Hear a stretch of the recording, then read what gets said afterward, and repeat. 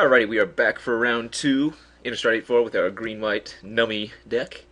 Opponent won the die roll, chose to play first, and yeah, we have pretty sweet hands, so we're going to keep ours. Turn 2 Scorned Villager or Dark Thicket Wolf into one of our nice 5-drops. Oh, he's not supposed to have a Doom Traveler. Nice, we did need to hit that second plains though, and luckily we did. Hopefully I play this Scorned Villager here, and my opponent doesn't play anything, as he did on his turn 2. That would let me play a turn 3 Geisthunter Monk, which would be pretty damn sweet if I say so myself. Alright, attack in, and pass turn. That's what we want to see.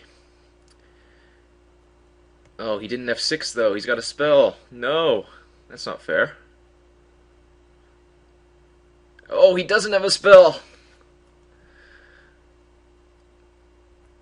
Wow, okay, we got lucky. So, the thing is here, he could have like Rebuke or Village Bell Ringer or something like that, and I think the smart play is just to play the Geisthunter Monk right now instead of attacking in. I mean, there is the potential that I'm missing out on 2 free damage, but if he has one of those cards, then I'm just getting blown out and I wouldn't be able to play the Geisthunter Monk for a little while. I mean, it doesn't look like he had it, but I think that's the correct play, not attacking.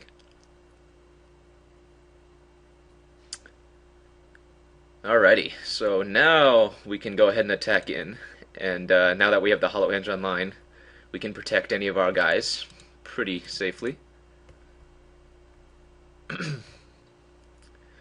This loses out on a little bit of damage, but it's worth it in the scheme of things, just in case he did have one of those remove spells. And now we'll pay a big ol' 5/5 and hope he doesn't have Tragic Slip, which he does not. This game should be over pretty easily. Turn 3 Geisthunter Monk often does that, I hear. Bonds of Faith, what a jerk. Alright, let's top deck a Silver Chase Fox. Go. That's not a Fox, that's a 0/0. We're still bringing in the beats here. I definitely should have played the Dark Thicket Wolf there, I wasn't thinking. Would have made our Geist one more bigger. And actually I'm going to go ahead and flash in the Monk right now. Or sorry, the Hollow Hinge right now. Which will save our Spirit, make our Geist a little bit bigger.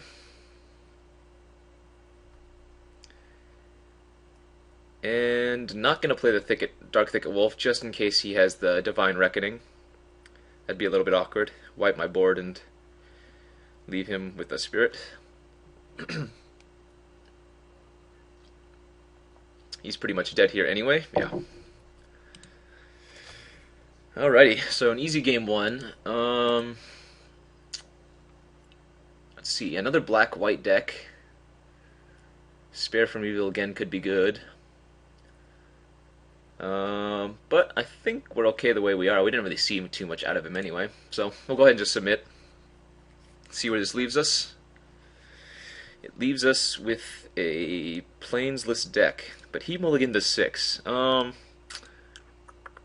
think because we have the Dark Thicket Wolf, I'm going to go ahead and keep this. It's a little bit risky. But we have 9 sources that can produce white.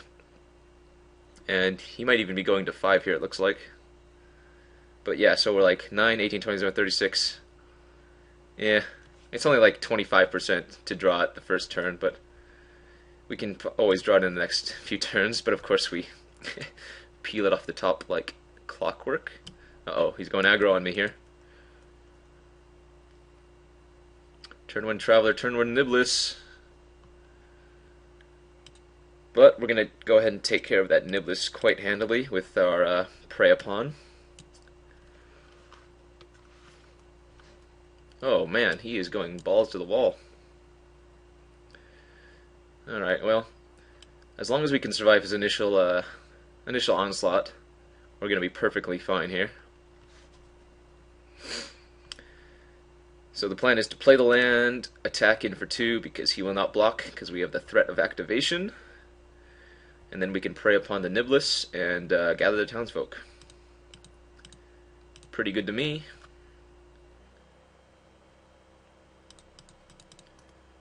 It's a little bit awkward using the townsfolk, or the gather the townsfolk right there, just because the village cannibal can potentially get huge. Like, I'm not going to block his doomed traveler here with a human. That would make his cannibal a 4/4. Hopefully he plays a zombie or something, and then we draw land. Oh, it's not fair. Yee, that's not good either. Attacking seems pretty bad. He's just straight up trades with one. Guess I'll lay down the Voiceless Spirit. I mean, I don't think he would have blocked if I had attacked with the Dark Thicket Wolf, but I don't want to really make that sacrifice in case he does. I think as soon as we hit our 4th land, we should be pretty ready, Freddy. Hamlet Captain seems pretty good with all these humans. Although the Chapelgeist is quite annoying. Like if I attack in here, again, he just double blocks. And maybe that's worth it. I think that might actually be worth it. We're going to go ahead and attack in with a Dark Thicket. If he doubles blocks with the Cannibals and the Chapelgeist, I'll just kill the Chapelgeist. Alright, so he just opts to block like that, make his guy bigger. And while playing the Midnight Haunting, at end of his turn would use our mana more efficiently. I think saving it for a more opportune time was better. I'll just play the Hamlet Captain here.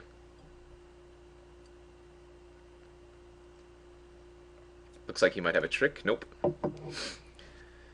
Hopefully he doesn't go like Swamp Macias. Uh-oh. 2 black. What's he got here?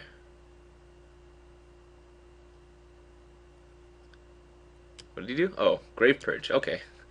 Grave Purge targeting his Doomed Traveler, so he just rebought his Doomed Traveler. It's a good trade. Not what we wanted to see, though. This Chapelgeist is actually just owning us right now. Like if I attack in with the Dark Thicket Wolf, he just blocks with Doomed Traveler again. Doesn't seem great.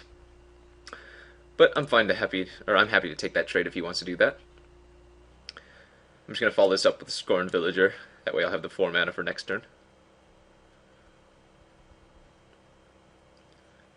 So much value. That's why I love Doomed Traveler. Alright, so he's got a 4/4 Village Cannibal now. But again, he's just living top deck to top deck, so hopefully he doesn't have nothing too bomby in his deck. At this point, I want him to play a Bloodline Keeper, because we can Slayer of the Wicked it away, and he's already gotten rid of his Grave Purge. That or nothing. Fine with nothing as well. He has the option to attack in with the, with the Village Cannibal now, and I would certainly not block it. Alright, so he's going to get in with the Chapelgeist. I'm not going to block that either. Alright, he passes the turn, so now we have 5 potential mana, depending on what we draw here. Ooh. 1 more Plains, and we have a huge old Geist Hunter Monk. Yeah, I'm going to go ahead and attack in with both the Dark Thicket Wolf and the Voiceless Spirit. Again, the Dark Thicket Wolf still... Oh, wow, he's really going to block. Okay, well, he must have a combat trick. But, it's going to straight up trade for the Village Cannibal if he doesn't. And luckily, if he does have the trick... Okay, Victim of Night, well, better on the Wolf than on the Geist Hunter Monk. As I was saying, though, if he does have a trick, the Cannibal doesn't get bigger. Although, awkwardly now, I cannot play Midnight Haunting to double block his spirit, so I'm going to be taking at least 4 damage here. Yee, okay, so maybe I shouldn't have attacked with the Voiceless Spirit, but that was a risk I was willing to make, especially if we draw Plains. We're in pretty good shape. A Deranged Outcast, well, that makes our guys quite big. Village Cannibal's doing real work against us, though, so we'll get in for 2 and then play the Abbey Griffin. The Griffin still holds back his spirits.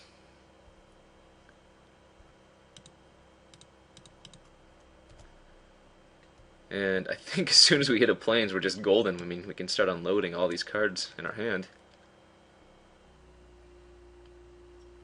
It might have been smarter just to hold back the Voiceless Spirit and play the Hollowhenge Beast because it is a 5/5, so it threatens the Village Cannibals pretty nicely. But we can always do that next turn. Or next turn we can just play the Deranged Outcast and Midnight Haunting, which seems pretty good as well.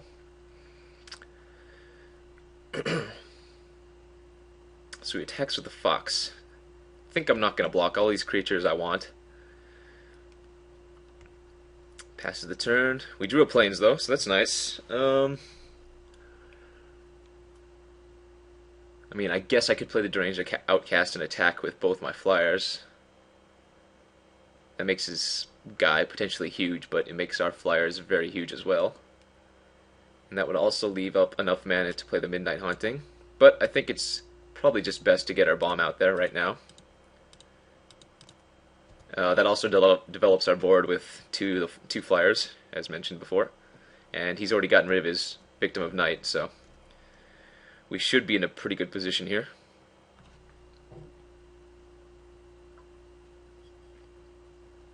Next turn, definitely playing the Deranged Outcast. That turns any of our guys into huge threats because we have 4 humans on the board right now and 5 with the Deranged Outcast itself. Ooh, he's attacking in, huh?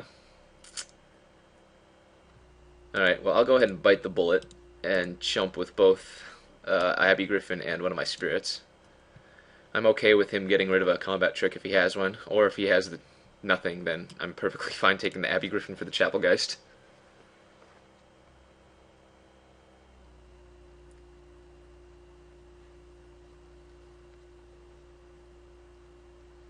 Moment of Heroism's good. Spare from Evil, sure.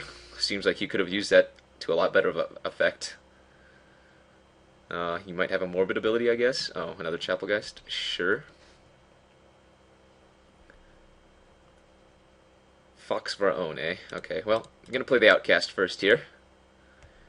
And then attack in with our Geist. And I can attack him with the Flyers if I want. I mean, I could potentially make them huge as well, but I think I'm just going to save them for defense. I am going to make an Alpha Strike here, though. Oh, wow, he didn't block. So, definitely just going Alpha Strike next turn after I play the Midnight Haunting. Mentor of the Meek, sure.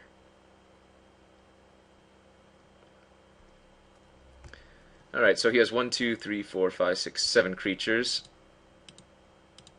And now we have 1, 2, 3, 4, 5, 6, 7, 8, 9, 10, 11. He could have Victim of Night to kill one of them. And the very least we do is trade with a bunch of crap. Well, yeah, he doesn't have Victim of Night. He might pretend like he does. But I am going balls to the wall here.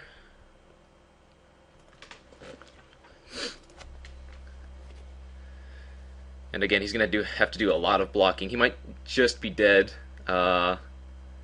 without me sacrificing the human. I didn't actually calculate it out. So 1, 2, 3, 4, 5, 6, 7. 1, 2, 3, 4, 5, 6, 7. So there's going to be 4 unblocked creatures. And the best he can do is have 4 unblocked 1/1s. Oh yeah, so we win here.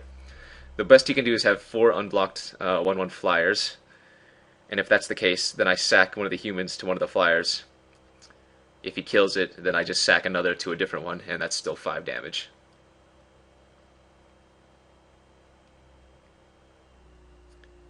So probably should have thought of that before I attacked, but it seemed like he was dead regardless of what we did. So what's he double blocking here? Deranged Outcast, sure. So he has 2, 4, 6, 7, 8, 9 damage coming at him unblocked right now, so yeah. That should do it, folks. Alright, well, looks like we're on to the finals, which should be shortly because the other round is already finished. Alright, so I'll bring it back when the finals have commenced.